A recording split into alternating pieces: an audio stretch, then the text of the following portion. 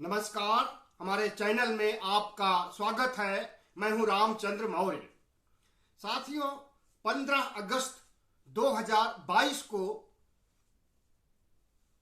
बिल्किस बलात्कार कांड से संबंधित आरोपियों को, आरोपी क्या कहेंगे, अपराधी कहेंगे, क्योंकि आरोप तो 2008 में ही साबित हो गया था और 2008 में ही उन्हें आजीवन कारावास की सजा मिली थी। आजीवन कारावास कहा जाता है कि 14 साल के लिए होता है, लेकिन ऐसा नहीं है। आजीवन कारावास होता है जब तक अपराधी जीवित है, तब तक के लिए दंड होता है आजीवन कारावास। लेकिन ऐसी अफवाह समाज में फैलाई गई है कि 14 साल में आजीवन कारावास पूरा हो जाता है। कहीं कहीं तो ऐसा भी लोग कहते हैं कि दिन का भी जोड़ा जाता है और रात का भी एक दिन जोड़ा जाता है, तो 24 घंटे में 2 दिन हो जाता है और उन्हें जल्दी से रिहाई मिल जाती है और 14 साल में ही उन्हें मुक्ति मिल जाती है अपराध से। लेकिन जिस तरह से भारतीय जनता पार्टी ने बिल्किस मामले में कार्रवाई की है, उसमें केंद्र सरकार भी शामिल है। सिर्फ गुजरात सरकार नहीं बल्कि केंद्र सरकार भी शामिल है। ऐसा अभी खुलासा हुआ है जब सुप्रीम कोर्ट में हलफनामा देकर के भारतीय जनता पार्टी के वकील ने कहा कि इसमें सुप्रीम कोर्ट की भी सहमति थी और सुप्रीम कोर्ट ने अनुमति दी थी रिहा करने के लिए जेल को। तो साथियों, अब जो है खुलासा हो गया है कि बिल्किस कांड मामले में अपराधियों को रिहा करने में प्रधानमंत्री मोदी का हाथ है और उन्हीं की वजह से बिल्किस के कांड के अपराधियों को सजा से मुक्ति मिली है। अब यह कहा जा सकता है कि भारतीय जनता पार्टी एक तरफ तो कहती है सबका साथ, सबका विकास, सबका विश्वास, सबका प्रयास, लेकिन मुसलमान और हिंदू में या अन्य धर्मों में कितना भेदभाव करती है उसका खुलासा हो जाता है बिल्किस कांड मामले में। मुसलमानों के प्रति दोयम दर्जे का रवैया अपनाना भारतीय जनता पार्टी का चाल चरित्र चेहरा बन चुका है। मुस्लिम समुदाय को लोकसभा, विधानसभा, स्थानीय चुनाव में एक भी सीट न देना और उन्हें विधायक, एमपी, सांसद न बनाना भारतीय जनता पार्टी के दोगलेपन का परिचायक है। ऐसे में अब जब सुप्रीम कोर्ट के सामने भारतीय जनता पार्टी के वकीलों ने यह पेश किया है कि बिल्किस कांड के आरोपियों को 14 साल में रिहा करने में प्रधानमंत्री मोदी का हाथ है, केंद्र सरकार और गृह मंत्रालय का हाथ है, तो ऐसे में सवाल उठता है कि भारत के प्रधानमंत्री नरेंद्र मोदी सिर्फ एक समुदाय के लिए काम कर रहे हैं और वह समुदाय है हिंदू, और बाकी जितने भी समुदाय या धर्म हैं सबके खिलाफ अन्याय हो रहा है, अत्याचार हो रहा है इस लोकतंत्र में। और आज के नए भारत की जो कल्पना किया था प्रधानमंत्री नरेंद्र मोदी ने मेक इन इंडिया का, तो क्या मेक इन इंडिया ऐसा ही होगा कि एक धर्म को निशाना बना करके उसके साथ अपराध करने वालों को, बलात्कार करने वालों को सिर्फ बलात्कार ही नहीं किया था बल्कि बिल्किस के 3 साल की बेटी को पत्थर पर पटक करके मार डाला था और 14 अन्य घर के सदस्यों को मार डाला था इन तथाकथित हिंदुओं ने, और साथ ही सामूहिक बलात्कार भी किया था। और 2008 में जब फैसला आया आजीवन कारावास का, और वह भी फैसला गुजरात के कोर्ट से नहीं आया, महाराष्ट्र की कोर्ट से आया, क्योंकि अंदेशा था, अनुमान था कि निष्पक्ष ढंग से गुजरात में सुनवाई नहीं होगी और निष्पक्ष ढंग से फैसला नहीं होगा। इसलिए महाराष्ट्र की कोर्ट में भेजा गया और महाराष्ट्र की हाई कोर्ट ने इन्हें आजीवन कारावास की सजा दी थी। लेकिन आजीवन कारावास को भोगते हुए इन्होंने कौन सा ऐसा काम किया जो कि कहा जा रहा है कि इनका चाल चरित्र चेहरा बहुत अच्छा रहा जेल में।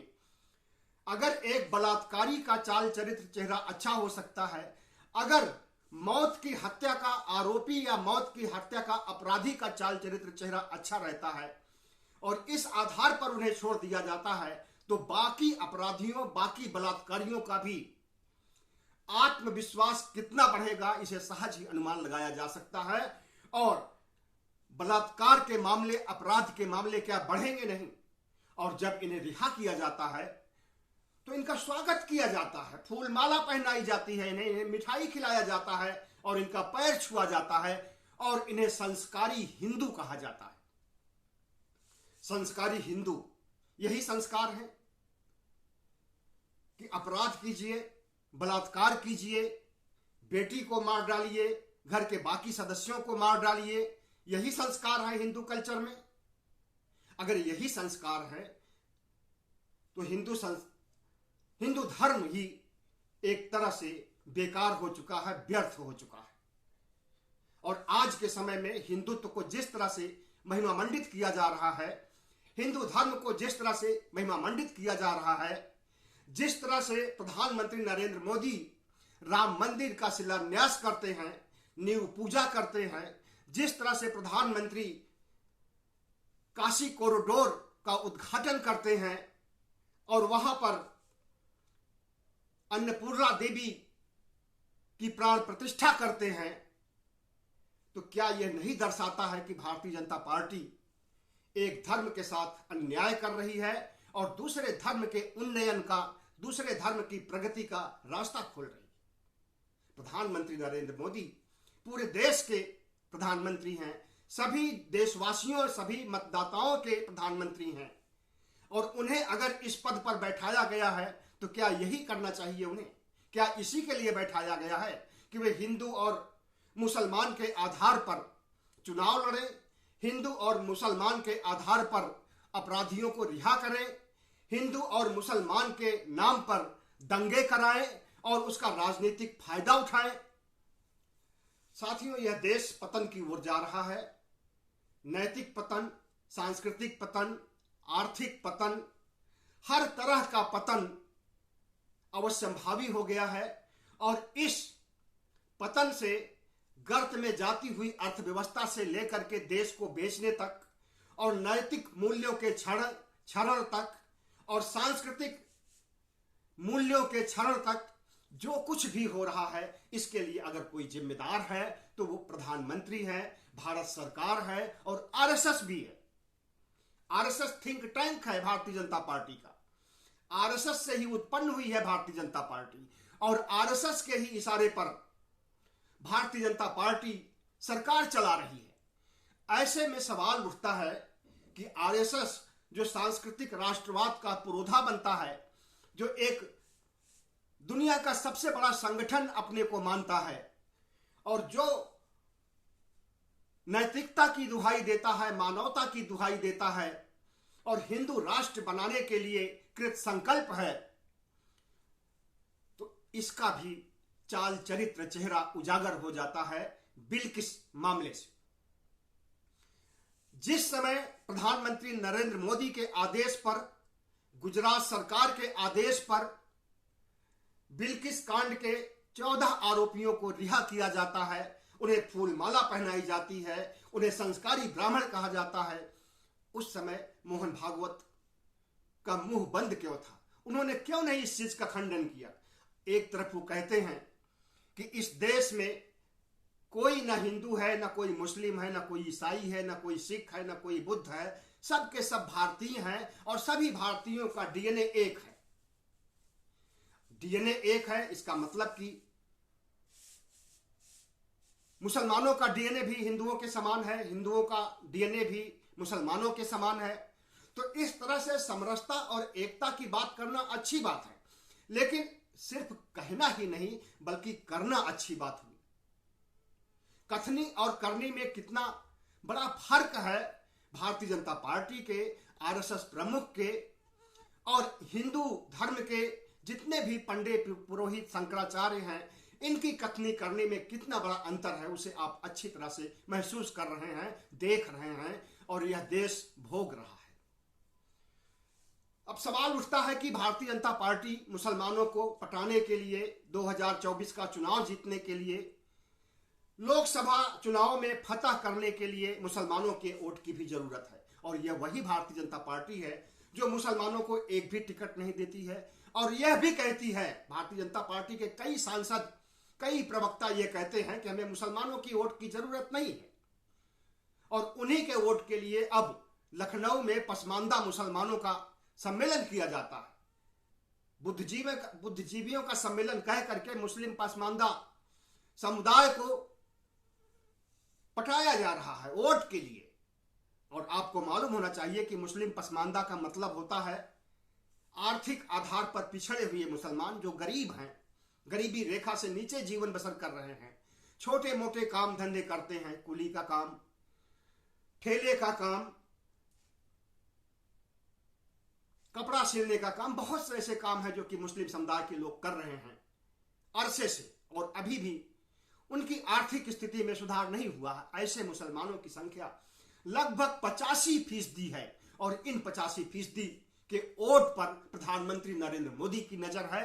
और उन्होंने अपने हैदराबाद के सम्मेलन में कहा था कि पसमानदा मुसलमानों के साथ हमारे अच्छे संबंध होने चाहिए, और पसमानदा मुसलमानों को देश की मुख्य धारा में लाने के लिए हमें कोशिशें करनी चाहिए और उनका वोट हासिल करना चाहिए। और उसी संकल्प को कार्य रूप में अपनाने के लिए लखनऊ में अभी 2 दिन पहले पसमानदा मुसलमानों का सम्मेलन हुआ, और उत्तर प्रदेश के सभी जिलों में ऐसे सम्मेलन आयोजित किए जाएंगे। अल्पसंख्यक मोर्चा जो भारतीय जनता पार्टी का है, उत्तर प्रदेश बीजेपी का अल्पसंख्यक ब्रांच है या कहें शाखा है, जो भी कहें, उसके माध्यम से इस तरह से मुसलमानों का वोट हासिल करने की कवायद की जा रही है भारतीय जनता पार्टी की तरफ से। और दूसरी तरफ बिल्किस के केस से संबंधित अपराधियों को रिहा किया जा रहा है। मुसलमानों के नरसंहार की बात कही जा रही है धर्म संसद में। मुसलमानों को देश से भगाने के लिए, मुसलमानों को की नागरिकता खत्म करने के लिए CAA NRC जैसे कानून लाए जा रहे हैं, बल्कि लाए जा चुके हैं। उसे कार्यान्वित भी किया जा रहा था, लेकिन जब मुसलमानों का, हिंदुओं का, सबका आंदोलन हुआ और उसी समय कोरोना का भी दखल हो गया, इसलिए आंदोलन तो शांत हो गया और वो CAA NRC ठंडे बस्ते में चला गया। लेकिन CAA NRC से समझा जा सकता है कि मुसलमानों के प्रति कितना नफरत है भारतीय जनता पार्टी में, RSS में और कट्टरपंथी हिंदुओं में।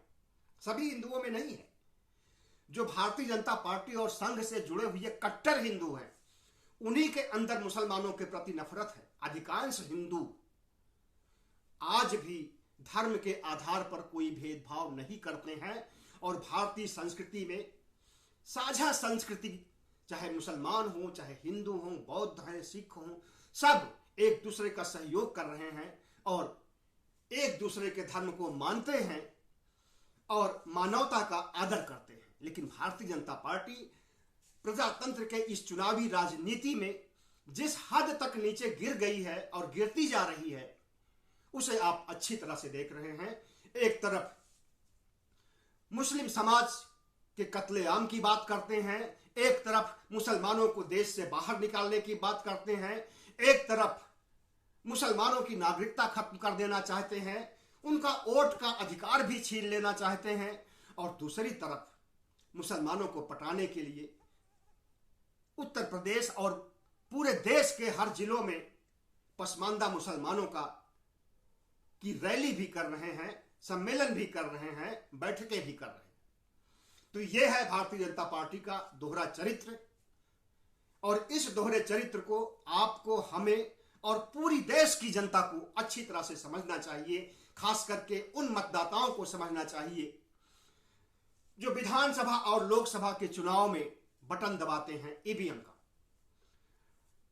तो बिल्किस कांड जो है, इसने फिर से साबित कर दिया है कि भारतीय जनता पार्टी एक ऐसी पार्टी है जिसे वोट तो चाहिए, लेकिन मुसलमानों की प्रगति, मुसलमानों की आर्थिक स्थिति में सुधार, मुसलमानों को एमपी, एमएलए और अन्य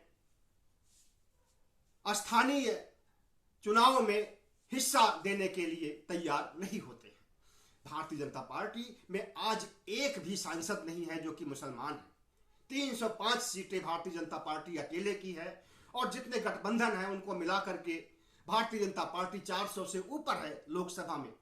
राज्यसभा में भी उसकी अच्छी खासी स्थिति है, लेकिन इसमें एक भी मुसलमान नहीं। विधानसभा लखनऊ में सिर्फ एक मुसलमान है और वह मंत्री भी है। तो इस तरह से भारतीय जनता पार्टी मुसलमानों को एक तरफ वंचित रखना चाहती है और उनके अधिकार को छीनना चाहती है, उनके राजनीतिक अधिकार को, उनके मताधिकार के अधिकार को छीनना चाहती है, उनके घर पर बुलडोजर चलाना चाहती है और उन्हें इस देश से निकाल बाहर कर देना चाहती है। और दूसरी तरफ पसमानदा मुसलमानों को पटाया जाता है। मुसलमानों को समझना चाहिए भारतीय जनता पार्टी के चाल चरित्र चेहरे को, आरएसएस के चाल चरित्र चेहरे को। आरएसएस भी मुसलमानों के खिलाफ कहने के लिए नरम रवैया अपनाता है, लेकिन करने के लिए कट्टरपंथी बन जाता है। अगर योगी बुलडोजर चलाते हैं तो उसका समर्थन करता है और संघ के समर्थन से ही योगी मुख्यमंत्री बने हैं, पहली बार भी और दूसरी बार भी उत्तर प्रदेश में।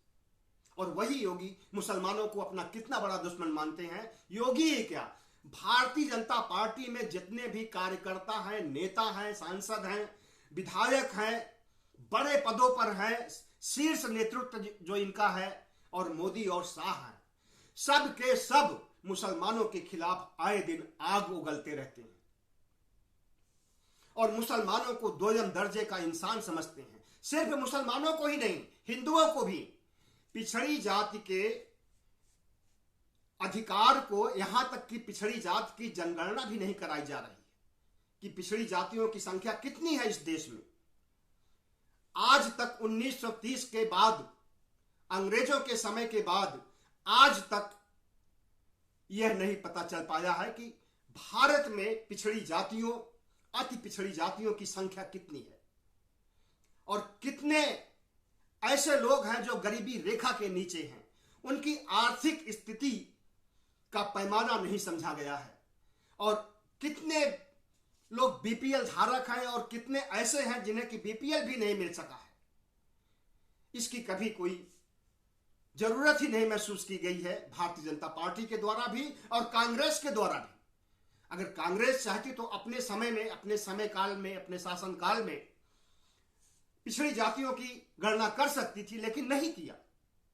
भारतीय जनता पार्टी और कांग्रेस में थोड़ा ही अंतर है कि भारतीय जनता पार्टी सांप्रदायिक है, ब्राह्मणवादी है, मनुवादी है